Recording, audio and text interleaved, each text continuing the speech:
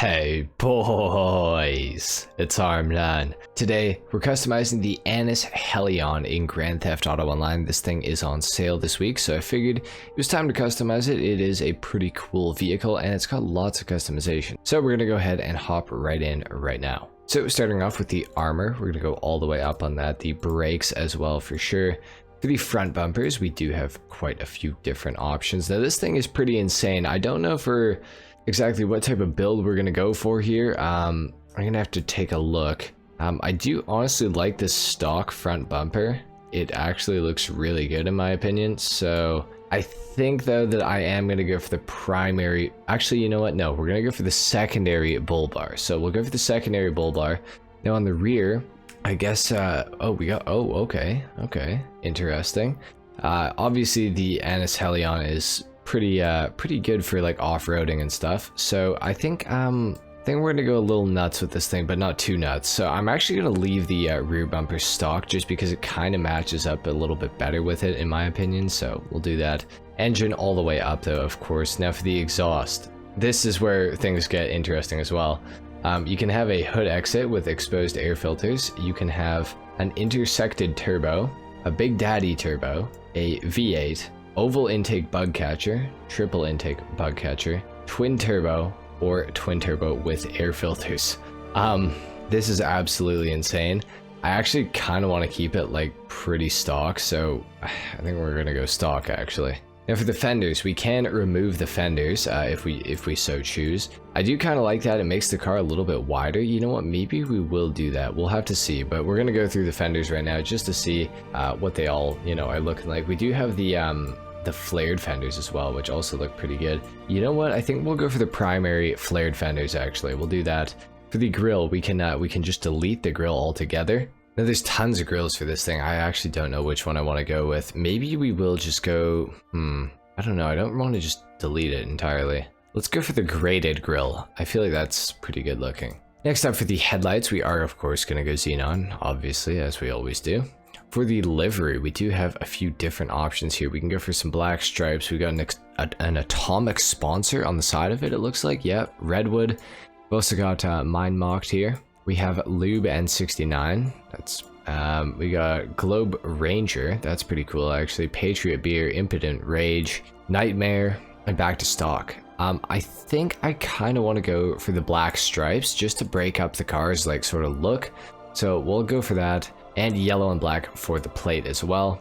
For the respray on the vehicle, now this is where we're gonna have to come up with something a little more interesting, because we got the black stripes on it, so we're gonna want to make it look, kind of cool. I mean, we don't want it to look lame, obviously. So I'm almost thinking of going for a yellow, or maybe, oh, you know what might look good is if we make this thing sort of look like it's a Ford Bronco and go for Saxon blue. Let's go for Saxon blue.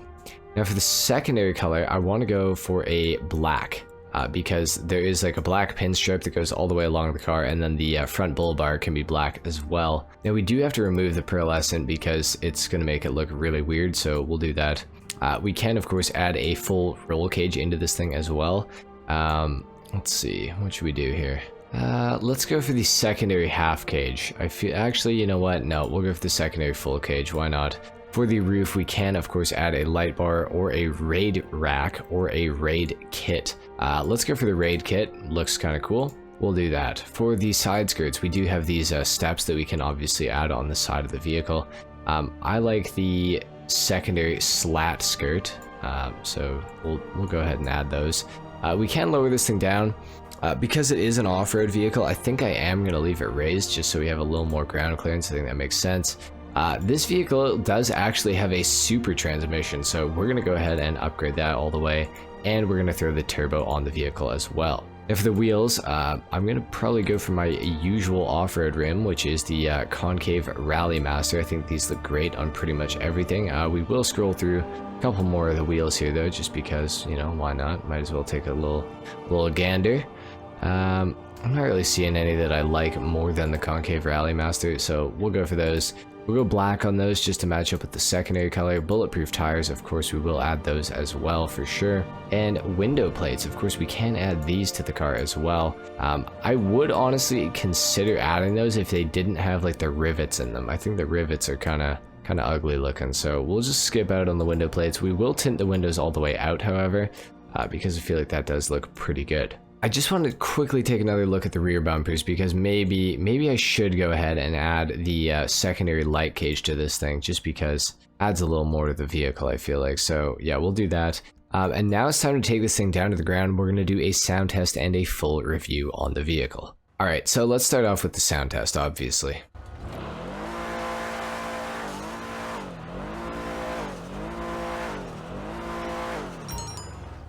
Sounds about how you would expect, honestly. I mean, it's not bad, but it's not good either, I guess. I feel like this thing does look pretty good. Let me know what you guys think in the comments down below. The Saxon blue with the black racing stripes, I feel like, honestly, I feel like it works pretty well. I have to say I am pretty happy with this thing. Now, it does have the super transmission, so it does have remarkably quick acceleration for how large this vehicle actually is. I'm actually really impressed. It's been a long time since I've driven the Hellion. I mean, I guess it makes sense that I'm surprised, because it's just been so long. But that super transmission, I swear you can feel that. Like, it is really, really quick with the shifts.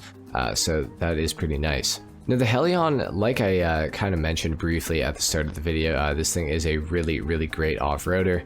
And that's really its main function. It's not meant to be, you know, a super fast, like, SUV sort of styled vehicle, I don't think. It's definitely meant to be, you know, more suited for off-road sections and stuff like that. So that's, of course, what we're going to be testing it to do today. However, we, of course, are still going to give it the road test on the way over to our off-road test that we are going to do. And I have to say, I'm impressed with this thing. I mean, even on the road, it is really, really good. It handles nicely. It accelerates really nicely. I would assume that the top speed on this car is a little bit weaker, simply because it's an SUV. I mean, I know it's a lot weaker because it's an SUV. I mean, it doesn't take much thought to, you know, figure that one out. But, you know, definitely not the fastest vehicle in a straight line. However, the acceleration is good enough to, you know, get you away from, you know, potentially some other people that are maybe chasing you or something like that.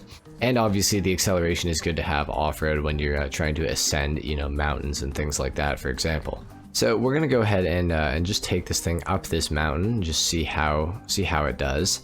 It feels like it has lots and lots of power. I feel like there's really nothing that's gonna pose much of a threat to the Anis Hellion. This thing it's pretty good at what it does, I feel like. And obviously, being as high as it is off the ground, it does have, you know, decent ground clearance. And yeah, you can definitely get some off-road work done with this thing. We can go through this little stream right here. We'll go all the way down the mountain in the stream, why not?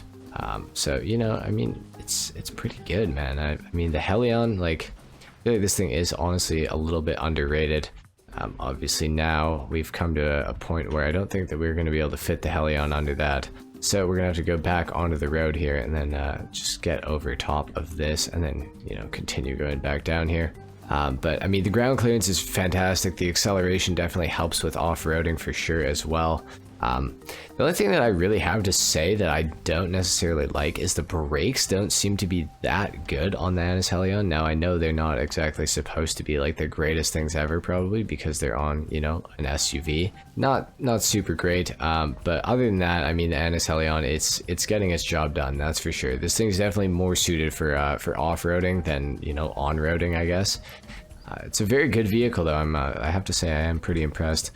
Some nice customization as well. Not like too much, but it's, you know, it's enough to make the vehicle, you know, your own and make the thing a bit unique. So that is good. I mean, you really can't ask for much more. I think that this thing is very good at what it was set out to, you know, achieve. I feel like it achieves it pretty well. And of course the water is getting pretty deep here, and of course that is a waterfall. So I guess we'll stop right here.